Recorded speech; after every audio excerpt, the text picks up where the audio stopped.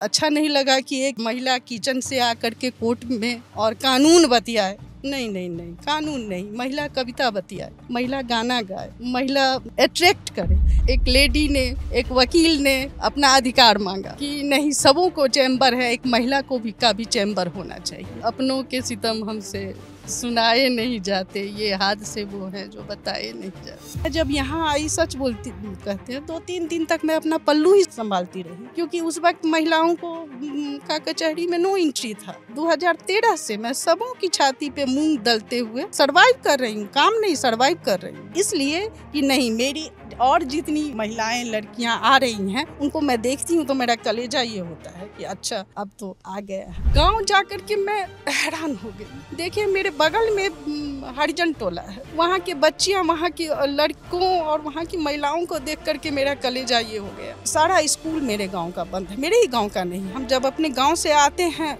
कचहरी तो near about 3-4 गांव होते हुए आते हैं। उस बीच में जितने स्कूल हैं सब में हम देखते हैं जो कोई कहीं बच्चा नहीं है, कहीं मास्टर नहीं है, कहीं मिड डे भोजन नहीं है, कुछ नहीं। दारू की मतलब वो गलत वाली फैक्ट, ये सब बच्चे लोग गांव देहात में देखते हैं जो बगीचे में बन रहा है जहरीला। मेरा मुंह न खुलवाओ, तब तक सारे सेफ हैं जब तक हम जैसों का मुंह बंद है। तो ये सबसे दुर्भाग्य इस देश का है कि हम जैसे लोग मुंह अपना बंद रखते हैं। Brought to you by Saluja Gold, Rajnivas premium Elaichi and Sensodyne. Bharat का सबसे भरोसेमंद सलूजा गोल्ड DMT बार, मजबूती सब कुछ है। नमस्ते। हम जब भी बिहार के बारे में सोचते हैं तो हमारे दिमाग में शायद सबसे पहले एक मजदूर आता है जो चंद पैसों के लिए दिल्ली, पंजाब से लेकर कश्मीर, कन्याकुमारी हर जगह काम करता है। हमारे नज़र में शायद से वो एक रिक्शा वाला आएगा जो इस छोर से उस छोर तक पहुंचा देते हैं कुछ पैसों के लिए। और कई बार तो ये रिक्शा वाला और मजदूर कह करके बिहारियों को कोशिश की जाती है, जो कि अपने आप में बहुत शर्मनाक है, उनको नीचा दिखाने के लिए। हमारे नज़र में वो औरतें आती होंगी जो पल्लू को मजाज से लेते हुए पल्लू को परचम नहीं बनाती हैं और वो मान लेती हैं कि उन्हें भंसा घर में बैठ कर के काम करना है और उनकी जगह कहीं नहीं हो सकती है। लेकिन आज हम इसी स्टीरियोटाइप को तोड़ने के लिए बैठे हैं एक ऐसे शख्स के साथ जिन्होंने पल्लू को परचम बनाया। उन्होंने बचपन से सोचा कि वो काम करेंगे। बचपन से सोचा पल्लू को परचम बनाना है। बचपन से सोचा कि वो हर चीज़ हमको मिलना चाहिए जो एक मेल को, एक पुरुष को मिलता है। आज़ादी मिलनी चाहिए हर चीज़ की, बोलने की आज़ादी, पहनने की आज़ादी, खाने की आज़ादी, घूमने की आज़ादी।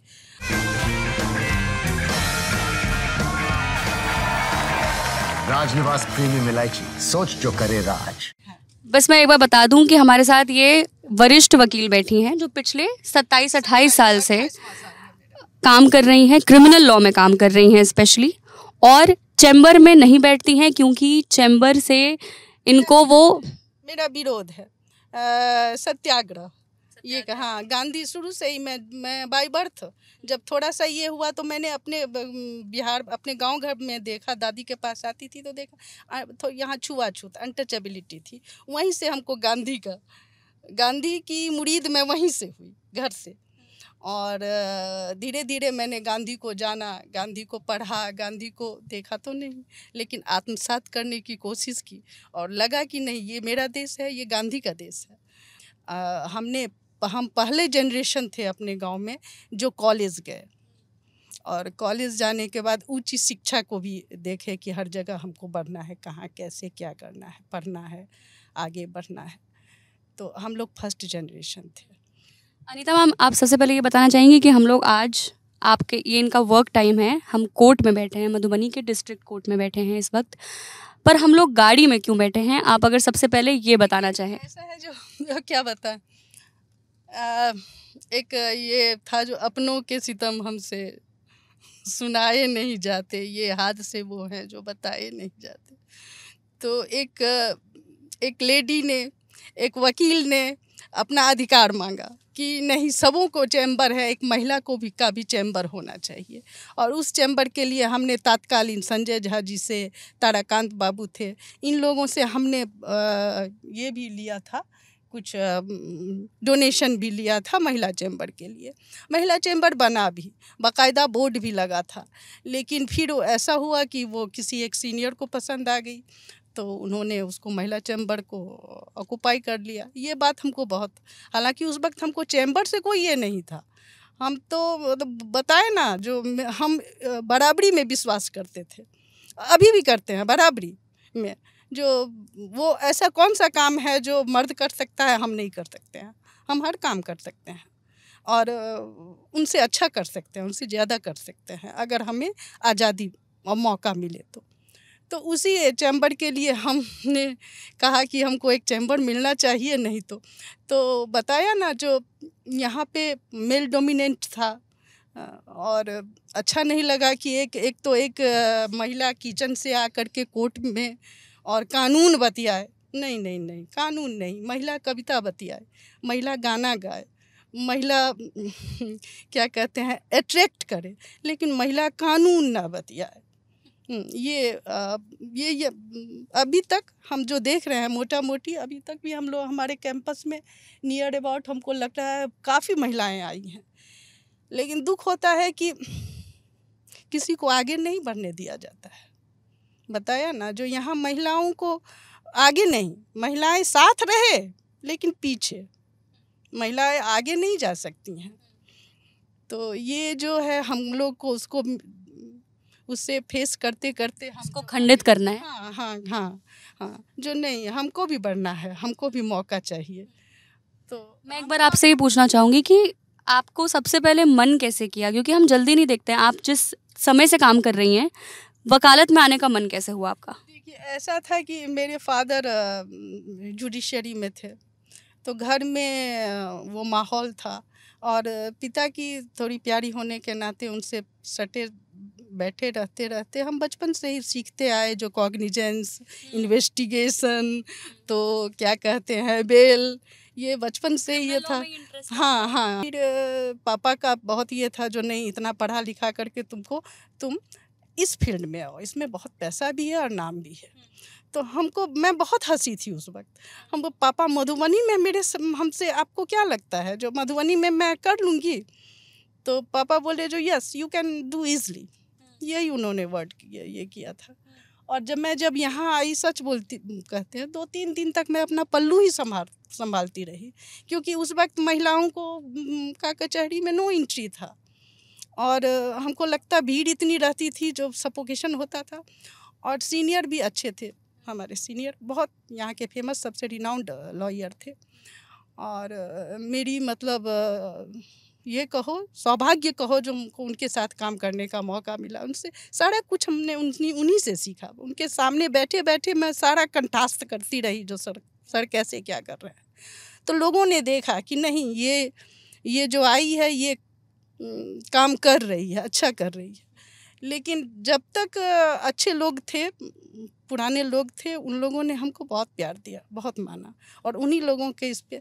लेकिन दुर्भाग्यवश 2012 में मेरे पति का देहांत हो गया। उसके बाद जो हुआ असली, जब तक आप औरत तभी तक सेफ है जब तक उसके सर पे शेल्टर है, और अगर वो शेल्टर चला गया तो आप सोसाइटी आपको जीना बहुत यहाँ पे बहुत मुश्किल है, बहुत टफ है। उसका आपको कोर्ट परिसर में भी असर दिखा? बहुत असर दिखा, क्योंकि मेरे पति यहाँ के रिनाउंड ये थे, पत्रकार थे, तो उनके डर से उनका एक ये था, तो दबदबा था, तो ये लोग ज़्यादा हमको कोई तंग नहीं करते थे। लेकिन उनके जाने के बाद मेरी हंसी लोगों को सबसे बुरी लगने लगी। और ऐसा था कि मैं अपना पल बताया ना, जो हसोट फैमिली से थी, और वैसे भी हम यहाँ मैथिल कल्चर जो है हम लोग का, वो सेंस ऑफ ह्यूमर यहाँ का बड़ा ये है, हम लोग कैसी भी परिस्थिति में हंस लेते हैं। तो हमको लगता था कि जब काम करना है तो घर से मैं उस वक्त भागना चाहती थी। जो घर अच्छा नहीं लगता था, यहाँ अच्छा लगता था, और यहाँ आके मैं हंसना चाहती थी। लोगों को ये अच्छा नहीं लगता था। जो नहीं, सिर्फ विधवा, अगर कोई विधवा हंसती है तो उससे भी दिक्कत है। हंसे ना, ये हमको क्या कहते हैं, कोर्ट में भी रिमार्क मिलता था कि मेरे कोर्ट में विधवाएं हंसने के लिए आती हैं तो लेकिन मैं तो हंसती थी। अब आजकल मैं हंसी थोड़ा कम हो गया है, लेकिन मैं हंसती थी। हमको अपने मधुबनी से भी हमको क्या कहते हैं शिकायत है, क्योंकि मधुबनी को हमने दिया। पिछले 30-32 साल से मैं मधुबनी में हूँ, मैं मधुबनी को बस दे रही हूँ। मैं मधुबनी से कुछ लिया नहीं, मेरे पति ने भी कुछ नहीं लिया, उन्होंने सिर्फ दिया। लेकिन क्या कहते हैं, मधुबनी ने 2013 में एक सही मांग मेरी थी कि हमको मेरा अधिकार चाहिए, मेरा वो महिला चैम्बर चाहिए। इसके लिए पूरे मधुबनी ने कहा कि नहीं, ये पगला गई है, जबकि मैं पागल नहीं थी। कैसे कोई पढ़ी लिखी अच्छे कैसे पागल हो सकती है? हम लोग तो दूसरे को पागल करने वाले हैं, उनको कौन पागल कर सकता है? तो लेकिन उस बात को हमने गांठ मान लिया कि नहीं, हमको रहना है। इवन दैट ऐसा हुआ कि 2013 के फरवरी में हमको ये लोग यहाँ से खदेड़ दिए।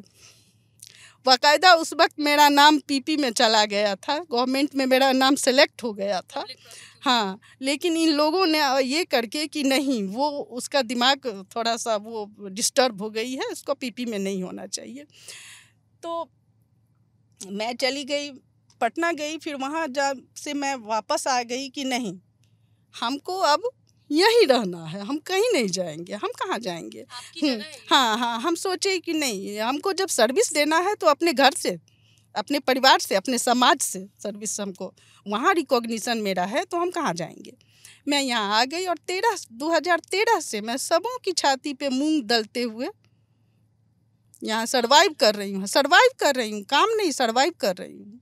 इसलिए कि नहीं, मेरी और जितनी महिलाएं, लड़कियां आ रही हैं, उनको मैं देखती हूँ तो मेरा कलेजा ये होता है कि अच्छा, अब तो आ गए हैं। लेकिन के लिए आप इंस्पिरेशन है ना, कि देखिए आपको चैम्बर नहीं मिला, आप गाड़ी में बैठकर अपना काम कर रही हैं, आप काम कर रही हैं। आपने कहा कि एक प्रतिरोध का आपका ये तरीका है कि आप गाड़ी में बैठ के करेंगी। इस पर भी कुछ सुनने को मिला कभी? इस पर भी नहीं, इस पर लोगों को पहले हैरानी हुई कि ऐसे कैसे कर लेगी, लेकिन हम तो कर लिए। और उस सबसे बड़ी बात है कि हमने गवर्नमेंट को भी रिजिग्नेशन दिया एपीपी के, इससे ये कहते हुए कि मैं भ्रष्टाचार और के अगेंस्ट लड़ रही हूँ। आपका जो पैनल है उससे मैं डिससेटिस्फाइड हूँ और मैं उसको मानने के लिए तैयार नहीं हूँ। और कपिल सिरसा साहब थे यहाँ पे, डीएम साहब, हमको पहला वो डीएम लगा कि उसको आश्चर्य उनको लगा कि आप कैसे लड़ लीजिएगा। लड़ना कहाँ है, लड़ कहाँ रहे हैं? हम तो अपना प्रतिरोध कर रहे हैं। बाकी लोगों को अगर लग रहा है कि लड़ रहे हैं तो लड़ रहे हैं, लेकिन ये मेरा वही बोले ना, गांधीगिरी है। और हमको फ़र्क नहीं पड़ता। अब यहाँ तुम देख सकती हो कि हम पहले कभी पेड़ के पास गाड़ी लगाते थे, पेड़ के पास दूसरे लोग कभी कभी टीज करने के लिए हमको जो अनीता बोलेगी, अनीता झगड़ा करेगी, वहाँ लगा लेते हैं। उससे अब हमको फ़र्क नहीं पड़ता, चलो कहीं भी लगा लो, काम करना है ना, काम कहीं से भी कर लेंगे, इसमें क्या है। और बॉडी को तो आदमी जैसे ढालेगा वैसे ढलता है। तो 4-5 घंटा हम गाड़ी में बैठ के आराम से इजीली काम करके चले जाते हैं। आपको जब जाना होता है किसी केस में सुनवाई के लिए, तो आप यहीं से उठ कर जाती हैं? और आपका काला कोट किस तरफ रखा है? गांव जाकर के मैं हैरान हो गई। जो मैं तो बस अपने लिए और अपनी बहनों के लिए या वकीलों के लिए लड़ रही हूँ, यहाँ तो हमको लड़ना है। देखिए, मेरे बगल में हरिजन टोला है, वहाँ के बच्चियाँ, वहाँ की लड़कों और वहाँ की महिलाओं को देख करके मेरा कलेजा ये हो गया। और सबसे बड़ी बात है, जो मोदी जी, हमारे प्रधानमंत्री जी का कहना है ना, उनका हमेशा एक बहुत फेवरेट लाइन है, जो हम कामदार हैं, लोग नामदार हैं। कामदार में कामदार वो क्या है, तो उनका कहना है कि उन्होंने शौचालय बना दिया। उसके अलावा तो हमको कुछ कामदार, उनका कुछ ऐसा काम नहीं लगता है जो काम उन्होंने किया। उनका कहना है स्वच्छ भारत दिया, कोई स्वच्छ भारत नहीं है। गांव में अभी भी महिलाएं जाती हैं बगीचे में, अभी भी जेंट्स बगीचे में जाते हैं, मैं देखती हूँ। उसके बाद मेरा पीएमओ तक मेरा लेटर गया है। और ये सारे यहाँ के मधुबनी के जो तत्कालीन डीएम सब थे वो लोग भी जानते हैं कि मैं उस पर काम करती रही कि नहीं, हरिजन टोला में सामूहिक एक शौचालय होना चाहिए, बाकायदा पानी वानी का ये करके, कहीं कुछ नहीं। अब एक बार 1-2 कलेक्टर साहब स्वच्छ भारत योजना में उसको भेजे भी, लेकिन कुछ नहीं है।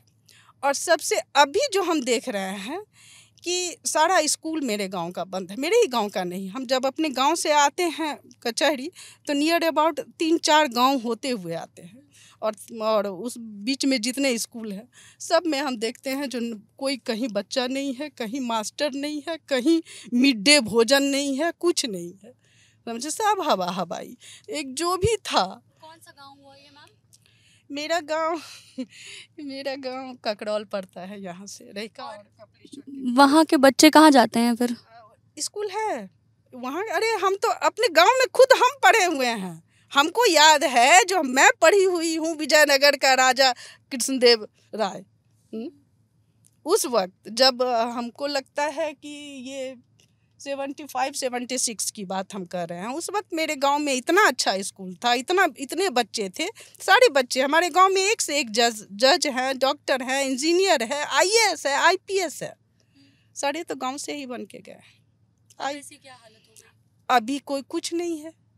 हम समझे स्कूल है, बिल्डिंग है, पहले से बहुत अच्छा बिल्डिंग है, स्कूल का बिल्डिंग है, सारा चीज़ है, लेकिन बच्चे नहीं है, बच्चे नहीं पढ़ रहे हैं। सारे बच्चे, सारे हरिजन टोला के 12 साल के बच्चे, 13 साल के बच्चे बाहर कमा रहा है, बंगाल कमा रहा है, पंजाब कमा रहा है, सब कहीं नहीं बच्चे हैं। को जा कर के देख ले, लड़कियाँ हैं, महिलाएँ हैं, ना जेंट्स है ना बच्चे हैं। 12-13 साल का, 14 साल का लड़का तुमको गाँव में नहीं मिलेगा, सब बाहर कमा रहा है। बाल श्रम योजना, बाल श्रम अपराध कहत कोई कहे, मेरा मुंह ना खुलवाओ। हम तब तक सारे सेफ हैं जब तक हम जैसों का मुंह बंद है। हम, ये सबसे दुर्भाग्य इस देश का है कि हम जैसे लोग मुंह अपना बंद रखते हैं। हम आपसे ये भी पूछना चाहेंगे कि यहाँ पर आप क्योंकि इतने साल से काम कर रही हैं, क्रिमिनल लॉ में स्पेशली काम कर रही हैं, एक तो बताइए कि एक महिला होकर के क्रिमिनल लॉ में काम करना, क्योंकि मैंने भी वकालत पढ़ी है और कुछ लोग हमेशा बस ये कहते थे कि क्रिमिनल लॉयर मत बन जाना, बहुत मुश्किल है उसमें, कभी तुमको कोई कुछ बोल देगा, कोई कुछ करवा देगा। आपको ऐसा लगा कि एक महिला होकर के क्रिमिनल लॉयर होना कुछ अलग बात है? नहीं, बहुत अच्छा लगता है, समझे ना। मेरे लिए तो बहुत ही चैलेंजिंग और बहुत ही क्या कहते हैं, क्रिएटिव लगा जो हमको करना है, और अच्छा भी लगता है। और सबसे बड़ी बात है कि रात में भी जब, अब शुरू में, अब तो नहीं, अब तो खैर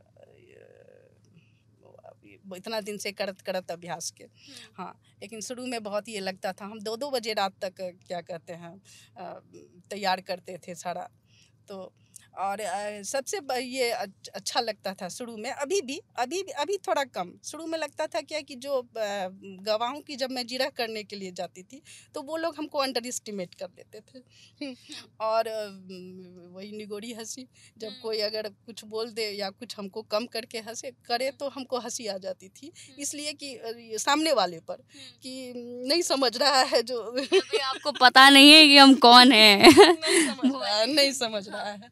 तो सही में 2 मिनट के बाद वो गवाह समझ जाता था। इसीलिए कभी हमको ऐसा नहीं, हमको अपने बताए ना जो अपोजिट में लॉयर्स से थोड़ा सा ये रहा, लेकिन मधुबनी जिला की जनता हमको बहुत प्यार दी है, बहुत प्यार। ये हमने देखा, अभी जब आ भी रहे थे तो लोग आपसे यहीं पर आके बात कर रहे थे, और अभी तो भीड़ कम है क्योंकि अभी लोगों को दिख रहा है कि मैम बिजी हैं और हम यहाँ पर आके उनसे बात कर रहे हैं, पर वैसे हमेशा भीड़ लगा होता है।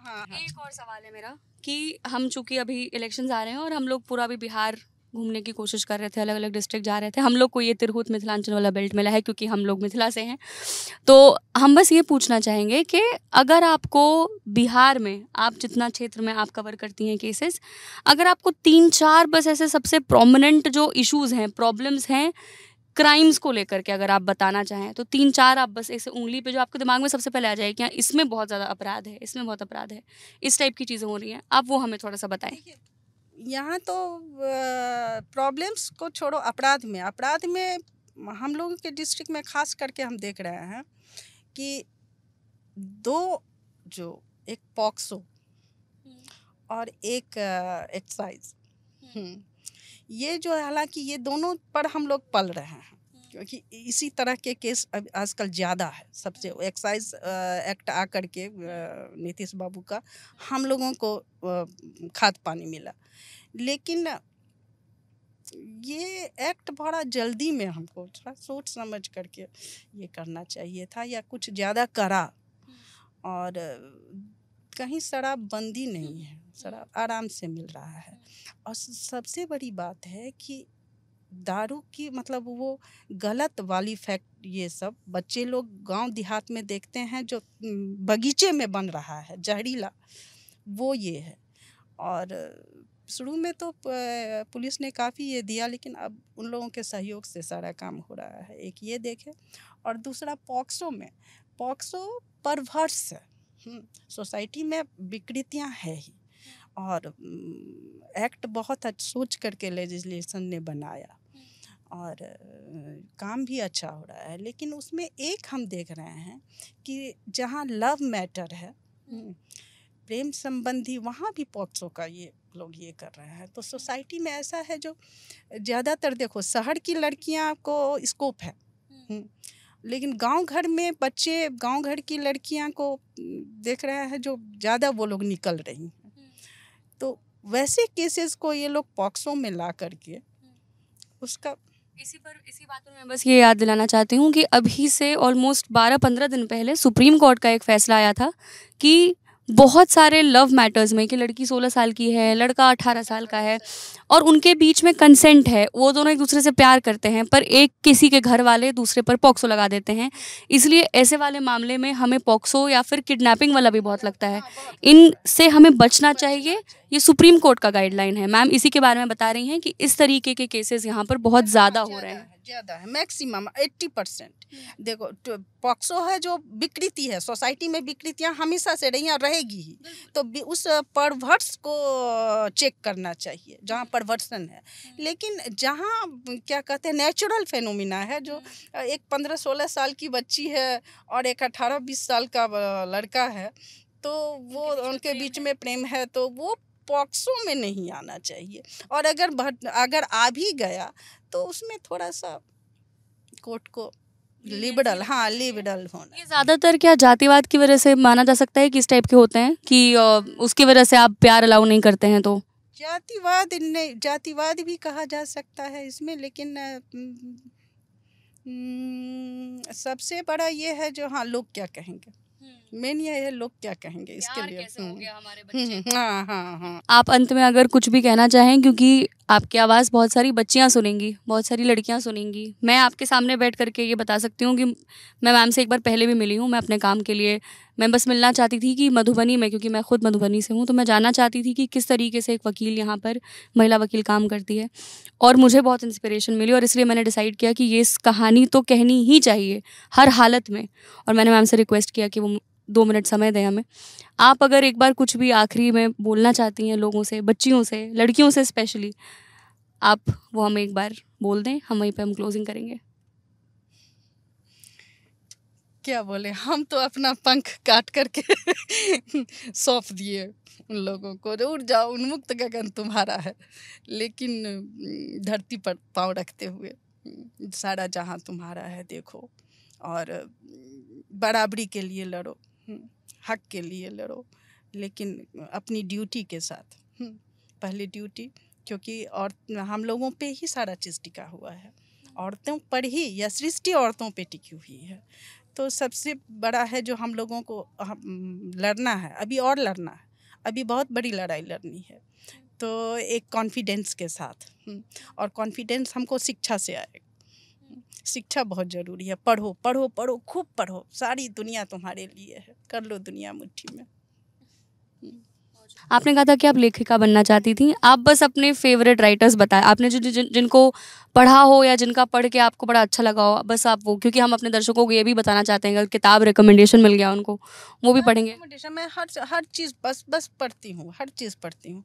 हम शुरू से ही क्या कहते हैं, इंडियन फिलॉसफी, इंडियन भारतीय आध्यात्म जितना है उस सब पर, दर्शन जो, और उसके बाद फिर इधर मैं पढ़ने लगी बाद में आकर के। अब पिछले हमको लगता है पिछले 15-20 साल से मैंने साहित्य नहीं पढ़ा, लॉ ही पढ़ रही हूँ। कानून में आने का ये बहुत बड़ी दिक्कत है, टाइम नहीं मिलता।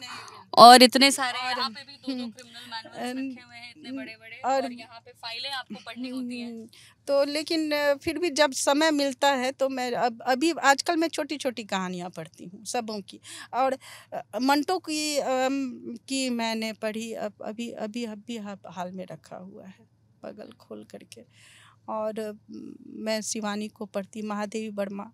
और अभी आजकल मैं हिंदी कवियों को भी पढ़ती हूँ, अपने दिनकर को देखती हूँ। और क्या कहते हैं इनको भी सारे को विनोद कुमार शुक्ल। हाँ, अरे बाप रे, शुक्ल सर्वेश्वर दयाल सक्सेना को तो हमको लगता है कि पता नहीं मेरी ही वाणी क्यों उन्होंने लिखी है। सच, उनका जितना छोटा छोटा ये सब है बहुत पसंद है, बहुत पसंद है सक्सेना के, विनोद कुमार शुक्ल की भी। बहुत बहुत शुक्रिया मैम, हमें आपने समय दिया अपने बहुत ही बिजी स्केड्यूल से, बहुत बड़ी बात है। और हम इस वक्त मधुबनी के डिस्ट्रिक्ट कोर्ट में बैठे हैं, कोर्ट परिसर के अंदर में हैं। और हम मैम के गाड़ी में, जो कि मैम का एक प्रतिरोध का तरीका है कि उनको जगह नहीं मिली, तो उन्होंने जगह मिली। हमको नीतीश बाबू ने चैम्बर अलॉट किया, चैम्बर अलॉट किया जो इनको मिलना चाहिए, एक चैम्बर। और ये आया डीएम साहब को भी, और हमको भी लेटर आया, और डीजे साहब को भी आया। लेकिन इन दोनों ने, किसी ने, क्योंकि महिला है ना, एडजस्ट कर लेगी। कोई मर्द है जो इसको चैम्बर चाहिए, महिला है। तो हमने भी तो 2-4 बार जा कर के पिटिशन वगैरह दिया, जा कर के बोला भी, अब छोड़ दिया, छोड़ो। तो अब यहीं पर बैठती हैं, यहीं पर लगती है मैम की अपनी कचहरी यहाँ लगती है। वो लोगों से, क्लाइंट से यहीं मिलती हैं। यहाँ पे फाइलें रखी हैं, बहुत सारी फाइलें हमें, क्योंकि मुझे बैठना था तो हमें आगे रखनी पड़ी है। वो सारी फाइलें रखी हैं, मैम के क्रिमिनल मैनुअल्स पीछे मैम के रखे हुए हैं, मैम का कोट भी है। और कोट नहीं, गाउन, क्योंकि कोट मैम ने वो भी गिफ्ट कर दिया सरकार को। आप याद रखिएगा, अब जब भी आपके सामने कभी बिहार की बात हो तो उसमें सिर्फ मजदूर, रिक्शे वाले, एनीमिया से पीड़ित एक महिला, बाल विवाह, इन सब तरीक़ों की तस्वीर से इतर अनीता झा मैम का भी नाम याद रखिएगा कि वो भी बिहार रिप्रेजेंट करती हैं। और उन्होंने इस दुनिया में जितने स्टीरियोटाइप हो सकते हैं एक महिलाओं को लेकर के, उन्होंने वो सब तोड़े हैं। और हमारा बहुत मन था कि हम इनसे बात करें और हम आप तक लेकर आएँ। हमको आरक्षण भी नहीं चाहिए, हम इक्वल हैं, इक्वलिटी 50-50, आधे का अधिकार, आधा दो, आधा हमारा, आधा तुम्हारा। उसके बाद बांटो जो बांटोगे। बहुत बहुत शुक्रिया। देखते रहिए दी ललन टॉप। अभी लेके आए सेंसोडेंट के, टूथ का करंट गॉन तो लाइफ का करंट ऑन।